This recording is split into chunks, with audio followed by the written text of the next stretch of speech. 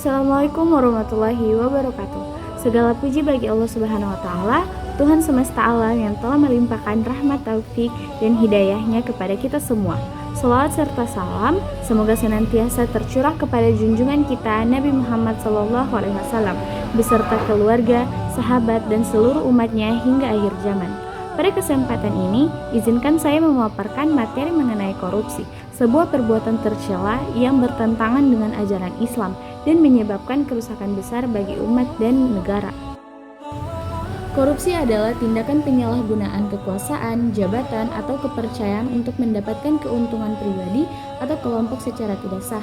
Menurut Undang-Undang Pemberantasan Tindak Pidana Korupsi, Undang-Undang Nomor 31 Tahun 1999 dan Undang-Undang Nomor 20 Tahun 2001, korupsi mencakup perbuatan. Yang pertama, memperkaya diri sendiri, orang lain secara melawan hukum. Yang kedua, penyalahgunaan kewenangan. Yang ketiga, suap menyuap. Yang keempat, penggelapan dalam jabatan. Yang kelima, perbuatan curang dalam penggadaan. Dan yang terakhir, menerima gratifikasi yang berhubungan dengan jabatan. Dan dalam bahasa Arab, konsep korupsi dikenal dengan beberapa istilah. Yang pertama, al-fasad, artinya kerusakan, keburukan, tindakan merusak tatanan, dan kezaliman. Yang kedua, al-gulul, artinya penggelapan, mengambil sesuatu secara sembunyi-sembunyi dari harta amanah, terutama harta negara atau masyarakat. Dan yang terakhir, ar-rishwah, artinya suap, yaitu memberi atau menerima sesuatu untuk mendapatkan keuntungan yang tidak sah. Selanjutnya, dalil larangan korupsi dalam Islam terdapat pada Quran Surat An-Nisa ayat 29 yang artinya, wahai orang-orang yang beriman, janganlah kamu saling memakan harta sesamamu dengan jalan yang batil atau tidak benar. Dan juga hadis riwayat Muslim, yakni barang siapa kami pekerjakan untuk suatu tugas lalu ia menyembunyikan sesuatu harta, maka itu adalah gulul.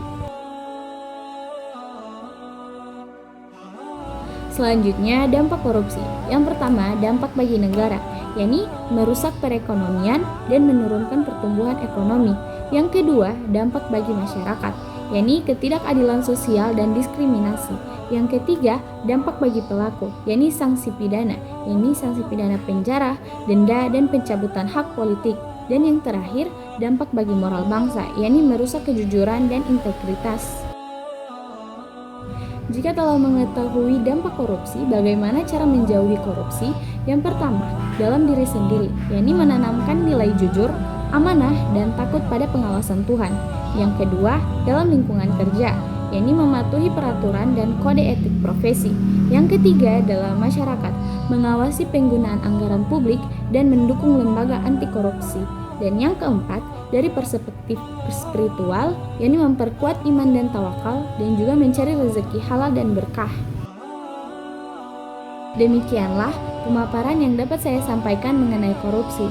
Semoga materi ini dapat menambah pengetahuan kita, memperkuat akidah dan akhlak kita, serta membangkitkan kesadaran untuk menjauhi segala bentuk korupsi dan perilaku tercela lainnya.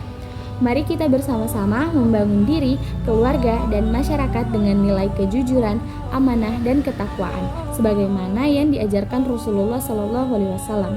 Jika terdapat kekurangan dalam penyampaian saya, hal itu datang dari kelemahan pribadi dan segala kebenaran hanya milik Allah Subhanahu wa taala. Akhir kata, marilah kita tutup dengan hamdalah. Alhamdulillahirabbil alamin. Sekian, wassalamualaikum warahmatullahi wabarakatuh.